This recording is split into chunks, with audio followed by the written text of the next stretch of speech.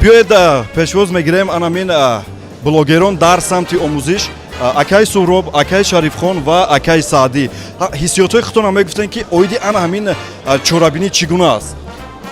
حسیات راستی دویم بار است که اشتراک داریم در این جامعات سال گذشته و امسال همچون نامینان در سطح گویم که در ساحه آموزشی.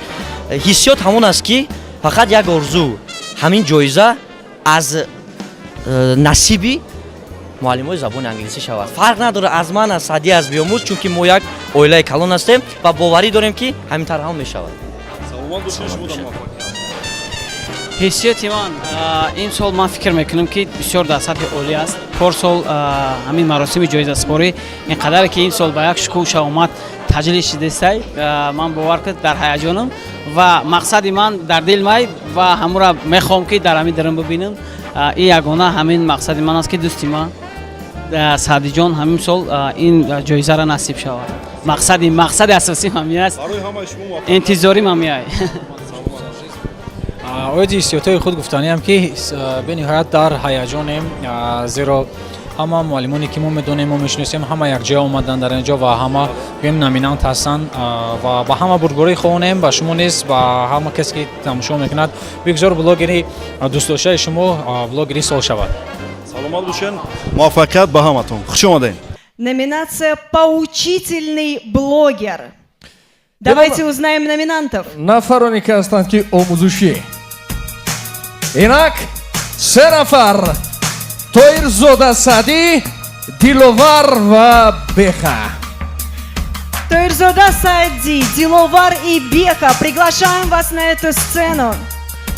ин арсе дар шабакаҳои иҷтимоӣ доим кӯшиш мекунанд барои забони англисӣ барои мардум соддатар карда пешниҳод мекунад, чун бекшари мардум фурсат надорад ки рафта нишинад ва дар ҷои нишаст инҳо баъдан роҳҳоро истифода мебаранд то ки забонро омӯзанд.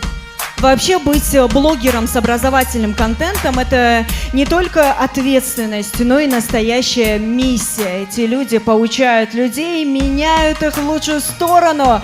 И это уже достойно аплодисментов. Друзья, давайте еще раз поаплодируем им. севумин нафар гумон мекунад ки дар чин қарор дорад. дуруст? севумин бисёр хуб, бо ду нафар. Итак, для объявления победителя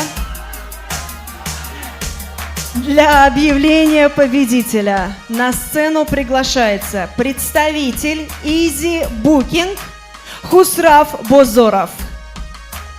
Под ваши аплодисменты, друзья! истиқбол мегирем Хусраф Бозоров барои супоридани ҷоиза.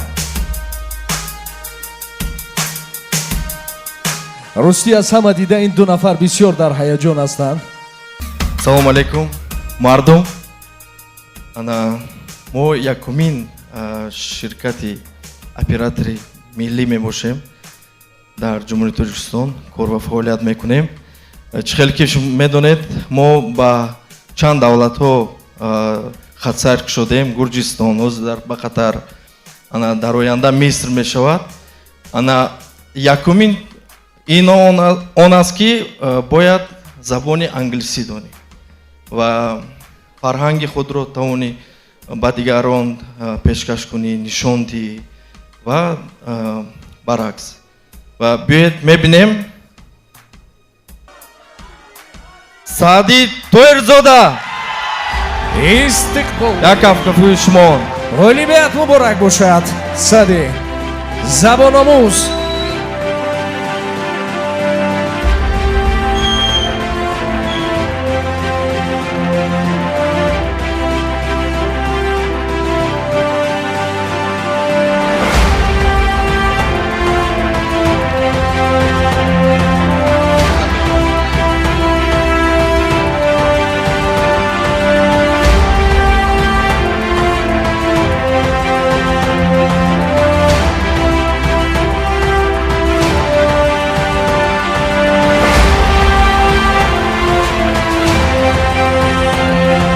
ғолибият муборак бошад дӯстон.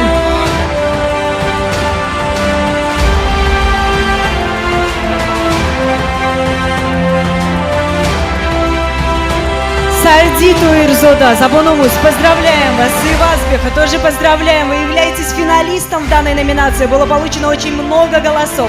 Но вот сегодня победителем стал Сади. Желаем вам всего самого наилучшего и достижения новых высот. ёдрас мешавем ки Саади ин чунин дорои чандин китобҳо аст, бале а? Бале. Дуруст? бале дуруст. Салом алейкум мардум, салом алейкум забонизон, салом алейкум дӯстони азиз. Ташаккури зиёд барои чунин як чорабине дар сатҳи бениҳоят баланд ташкил кардан ва ташаккури зиёд аз ҳамаи муаллимони забони англисӣ ва аз Беҳрӯз ки айни ҳол бо мо аст ва аз Беҳрӯзи дӯсти азизи ман ки айни ҳол дар ин ҷо дар саҳна аст. соли гузашта ки вақте ки Беҳрӯз ҷоизаро гирифтанд, ҳатман ки маро низ фароят кардан бори ҳамин дӯсти азиз ба назди ман биёд лутфан. суханҳои Беҳрӯзҷонро такрор мекунам ки соли гузашта гуфтанд ки ҷоизае ки аз муаллимон аст дар соҳаи омӯзишӣ аст, ин ҷоизаи ҳамаи муаллимони забони англисӣ аст ва дигар забономӯзон аст. ташаккури зиёд ва ман фахр мекунам ки як гӯям ба забони англисӣ гӯям як комьюнити хуб дорем байни муаллимони забони англисӣ, дигар муаллимон ва кӯшиш мекунем ки соли дигар, соли 2025 боз ҳам контенти хубу омӯзиширо боз ҳам зиёдтар кунем. ташаккури зиёд барои ҳамаи шумо. забондонӣ ҷаҳондонӣ беҳуда нагуфтам. Ташаккури зиёд мегӯем.